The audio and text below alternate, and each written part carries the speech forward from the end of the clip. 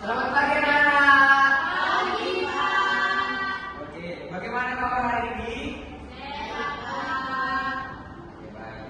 Kira-kira ada nggak yang hadir? Ada semua, Ada Pak. semua. Oke, baik. Luar biasa. Nah, ini kita akan masuk ke materi pembelajaran 3, di mana materi pembelajaran kita itu adalah sumber daya alam. Kira-kira di antara kalian siapa yang tahu itu apa sumber daya alam? Sumber daya alam itu apa? Rika, ya, coba Rika. Sumber daya alam adalah segala sesuatu yang berasal dari alam. Betul. Nah, di sini kita akan mendalami sumber daya alam itu. Nah, yang jadi pembahasan yang kita bahas itu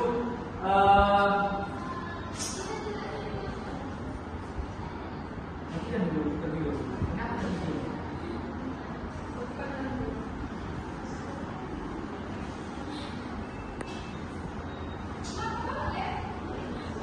Oke. Garis besar yang akan kita pelajari itu adalah apa itu sumber daya alam, manfaat sumber daya alam, masalah yang mempengaruhi sumber daya alam, dampak kerusakan sumber daya alam terhadap makhluk hidup dan pelestarian sumber daya alam. Nah, di sini kita akan memperdalam apa itu sumber daya alam. Saya mintakan untuk Hadijah membacakan pengertian sumber daya alam. Sumber daya alam atau disingkat dengan SDA adalah segala sesuatu yang kita temukan di alam yang dapat kita gunakan untuk membantu kita hidup dan melakukan berbagai aktivitas. Contohnya matahari, tumbuhan, angin, batu bara, gas bumi, minyak bumi, dan lain-lain. Nah, SDA itu apa? Sumber daya alam. Oke. Jadi jenis sumber daya alam itu saya akan bacakan. Jadi sumber daya alam berdasarkan ketersediaan di alam bisa dibedakan menjadi sumber daya alam dapat diperbaharui, sumber daya alam tidak dapat diperbaharui. Jadi sumber daya alam berdasarkan asalnya bisa dibedakan menjadi sumber daya alam hayati, sumber daya alam non-hayati. Nah, apa itu? Mari kita belajar. Sumber daya alam yang dapat diperbaharui, sumber daya yang dapat kita manfaatkan dengan lebih cepat dari alam. Bahan-bahan tersebut tidak akan habis karena alam terus memproduksi berulang kali. Sumber daya alam dapat diperbaharui disebut juga sumber daya alam terbarukan. Nah, meskipun dapat diperbaharui, pemakaian yang bijak terhadap SDA ini tidak perlu dilakukan. Lalu sumber daya alam yang tidak dapat diperbaharui, sumber daya alam yang tidak ada manfaatnya dengan cepat butuh waktu lama untuk membentuk kembali sehingga jumlahnya terbatas. Jadi bisa habis jika digunakan terus-menerus. Sumber daya alam yang tak dapat diperbaharui disebut juga sumber daya alam tidak terbarukan. Oke, sumber daya alam hayati. Tadi sudah kita bahas. Jadi sumber daya alam hayati adalah jenis sumber daya alam yang berasal dari Makhluk hidup. sumber daya alam hayati. Jadi sumber daya alam hayati adalah jenis sumber daya alam yang bukan berasal dari makhluk hidup atau berarti benda Mati. Nah, manfaat sumber daya alam bagi manusia. Coba dibacakan oleh Rika, apa manfaatnya bagi manusia? Ada banyak manfaat sumber daya alam bagi manusia. Berikut ini adalah beberapa contohnya. Yang pertama, sumber energi untuk membangkitkan listrik. 2.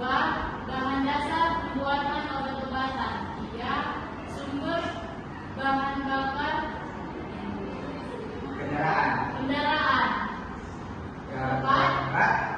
Tumbuhan dan hewan sebagai sumber makanan. Oke, saya mau bertanya. Manfaat listrik bagi manusia itu kira-kira apa?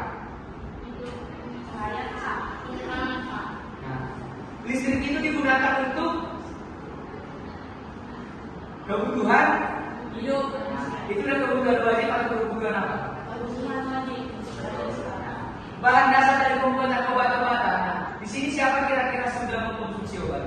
Obat seperti demam, lagi batuk, udah pernah? fungsinya untuk menyembuhkan ya. Sumber bahan bakar kendaraan. Nah, sering kita mengendarai motor kan? Belum bisa lah ya, karena dia masih SD. Nah, mungkin orang tua dia sudah sering mengendarai kereta, mobil, dan lain sebagainya. Nah, itulah fungsi dari bahan bakar kendaraan. Jika tidak ada minyak bumi untuk bahan bakar kendaraan, maka kendaraan tidak akan berfungsi. Nah, tumbuhan dan hewan sebagai sumber makanan. Nah, kalau tidak ada tumbuhan, tidak ada sumber makanan manusia. Kalau tidak ada hewan, tidak ada sumber makanan manusia. Karena itu adalah kebutuhan hidup. Alam hayati itu yaitu seperti matahari, baru minyak bumi, baru angin dan batu bara. Yang menjadi pertanyaan, apa kira-kira yang siswa dapat dari sumber daya alam? Bagaimana cara menyimpulkan sumber daya alam itu bagi penerapan kita? Apakah sumber daya alam itu harus diterapkan atau tidak? Harus dijaga, karena menguntungkan bagi kehidupan. Jika sumber daya alam tidak dijaga, maka kita akan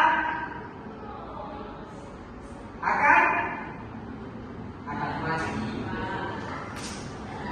Yang menjadi tugasnya amati lingkungan sekitar. Buatlah daftar cara untuk melestarikan air yang bisa dilakukan di lingkungan rumah dan sekolah. Pertemuan selanjutnya itu akan dirumput. Oke? Oke, Pak. Baik, terima kasih untuk pertemuan kita hari ini akan Bapak tutup. Kira-kira yang mau buat doa siapa? Untuk Rahel, silakan untuk buat doa kita.